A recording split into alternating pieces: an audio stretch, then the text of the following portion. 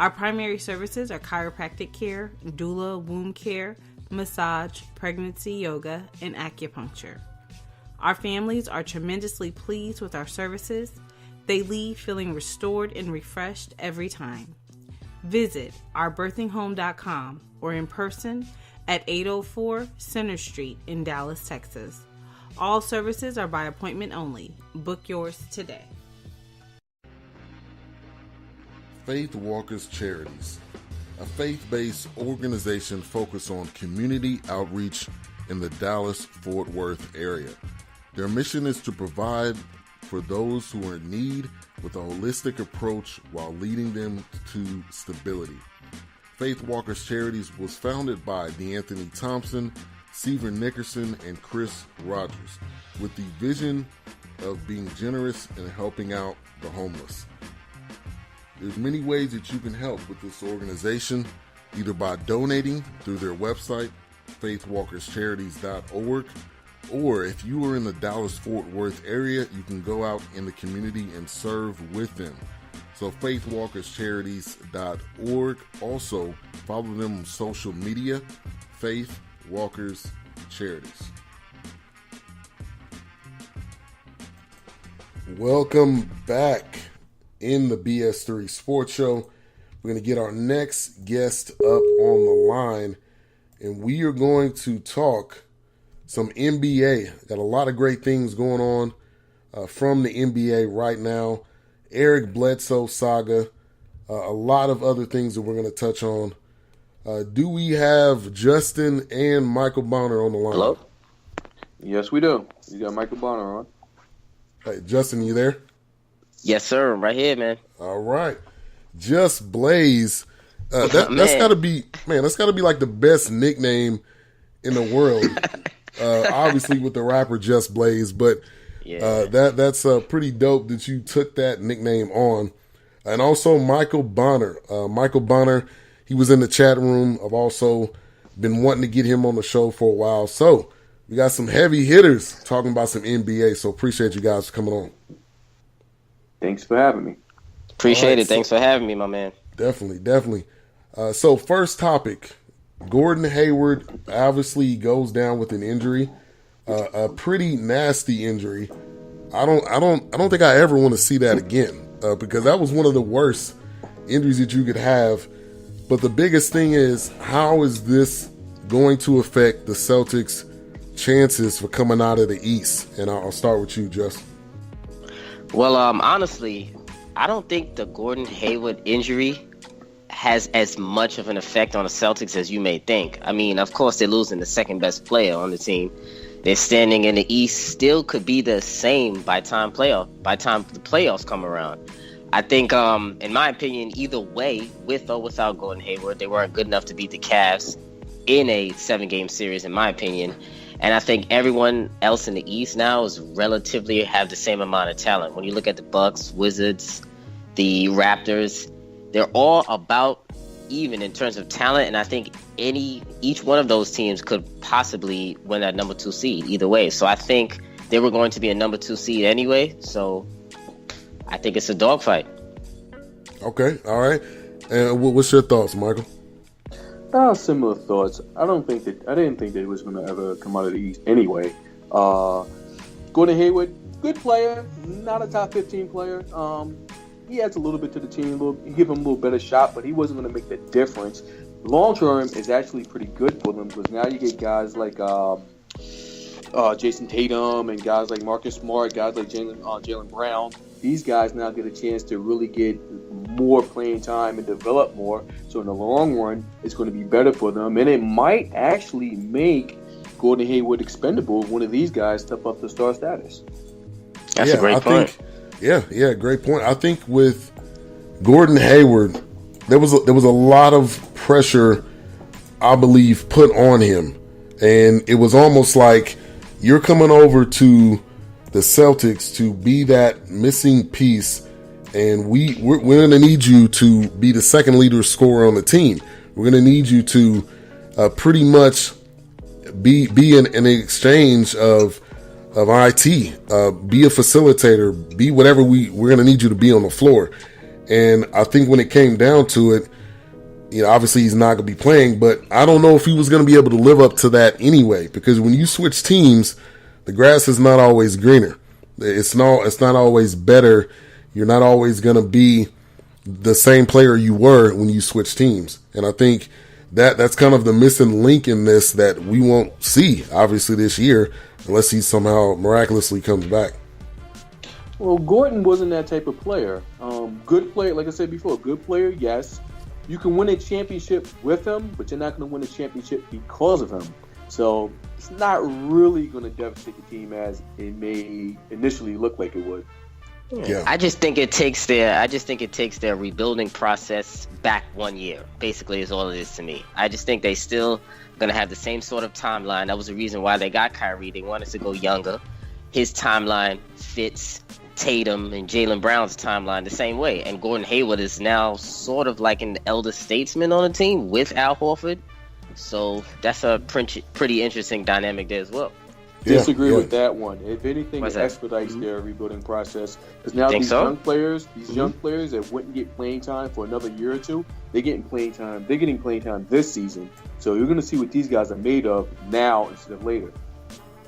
I mean, I still think they were going to get time regardless this season. I mean, obviously they're going to get more minutes, which will allow them to grow further. But I still think that Tatum and Brown were already going to play heavy minutes and going to be a main cog in their rotation. So you could go either way, to be honest. All right. So the other thing, and I'm going to use Just Blaze, who's the host of Above the Rim podcast. Talk about it. I'm about to use that. I need to get that sound bite so I can use it as a drop. But anyway, too, man. Lonzo, is there too much pressure on him? You have his dad. Obviously, he's going to talk. There's no surprise there. He's putting up some fairly good numbers, but is there too much pressure on him to be the godsend to be that missing piece, to be what the Lakers have been missing? And I'll start with you, Michael. No, it's not. Maybe pressure from the fans, but not from his camp or not from the Lakers, because they know what to expect from him. This is a rebuilding year. No one in their right mind actually expects the Lakers to be more than maybe a 30-win maxed out team. Nobody expects anything more than that. What you want from Alonzo, do what you're doing right now. Get your feet wet in the NBA, develop a little bit, learn the ropes, and just show potential so they can eventually add some pieces around them. But nobody's expecting Alonzo to really get out there and outplay guys like John Wall and Steph Curry, these guys. No, there's no pressure at all. Okay. All right, Jess. All right. I mean, I think there's pressure on Lonzo, of course, especially media-generated pressure. Of course, we know LeVar talks up his son a lot, but I think the pressure that he has on him, I think he's good enough that he can handle that type of pressure. I mean, we know Lonzo has had one of the most scrutinized debuts in NBA history. I mean, that first game against Patrick Beverley, even though he didn't play so well, I still liked his calm demeanor on the floor. I love his poise as a point guard. He doesn't get too high or too low.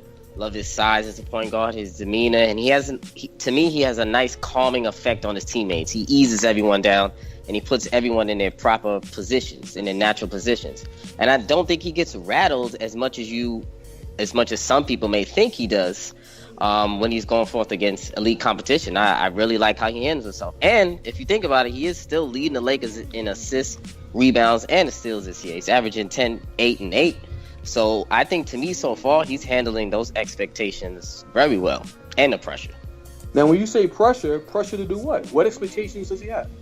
Well, the expectations on him is to, I feel, be one of the top rookies in the league, and expectations as far as propel the Lakers to, like you said, about 30 wins. But I would say they honestly, in their camp, they're expecting more wins than 30. I think they're expecting about 35 to 40 if it's a great season. But I think they're just expecting him they're expecting a natural progression of the players this year. So you honestly think Magic Johnson is realistically looking at this team and expecting 40, 45 wins up this thing? 45 may be a stretch. But do you even think Magic's expecting a playoff spot out this team? Realistically? or he's just expecting Alonzo just to get his feet wet and just to clear salary and to clear cap space for next season and further. Well, realistically,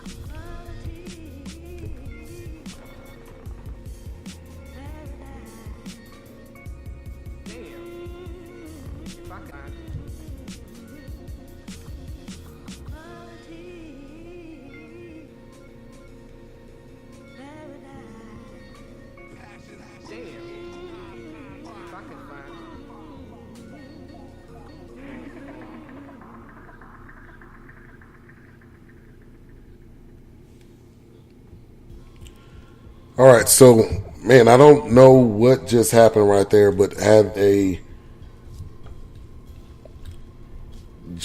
show just disconnected, and now it looks like it's back live. So let me try to get as much as LeVar has been talking about music. I don't even think we're on the air yet.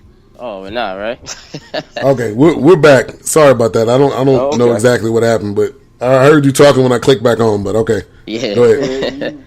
We still talking some ball. That's the thing when you do it live. When you do it live, anything can happen.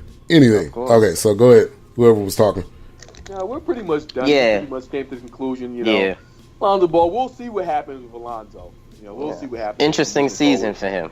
Interesting season. Definitely. All right, so I'm gonna attempt to say this name and not mess it up, but Giannis Antetokounmpo for MVP.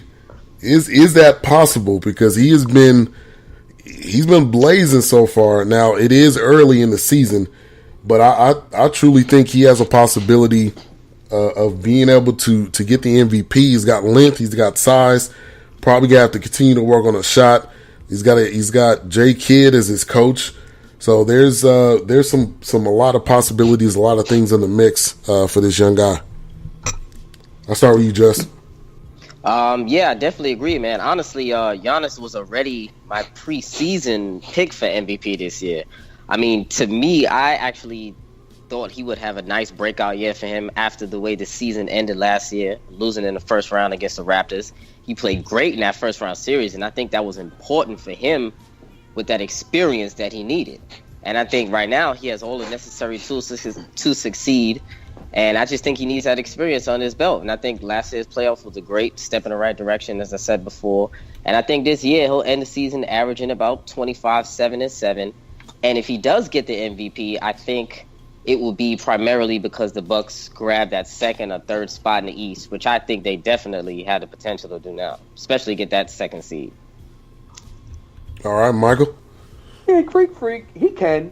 He's in the running. He's in the conversation. The problem is a logjam of, we're loaded with guys that you can put in that conversation as well. I think it helps that he's finally playing on a really talented team. I think that they will have a say in the Eastern Conference. They're going to be one of those maybe 2 or 3 teams that can actually realistically challenge the Cavs. He's in there. I have to see more. It's still an early season. He's impressed the hell out of me, but there's been a few guys that's impressed me. But we can throw his name in the hat. Okay. Yeah, definitely. Once again, we're talking with Justin Lee of the Above the Rim podcast, Just Blaze. Also, Michael Bonner of Michael Bonner Show. Also, he has a Facebook group, Let's Talk Sports. Also, Let's Talk. So great to get these guys on the show. Next thing, Chris Paul's injury affecting the Rockets. Now, I think with this Rockets team, they're going to make the playoffs. Are they enough to match up with the Warriors at the end of the day? To me, the answer to that is no. Chris Paul, to me, this is just a quick stop on his next deal, which is going to be Supermax. I don't know where it's going to be, but I don't think it's going to be with Houston. But there was a funny photo that I seen where it was basically media day. Chris Paul sitting down. He's kind of dazed into the distance, almost like, man, I thought Melo was coming. And he's looking, and Harden's looking at him like, no, man, it's just us. So I don't know how this team is really going to be able to make a push in the West. But I want to go with you, Michael, first. How is this Chris Paul injury affecting these Rockets? Okay, 2 things. One, I agree with you. They don't have enough to challenge the Warriors. Pretty much this team's maybe the third or fourth best team in the Western Conference. They're not what they would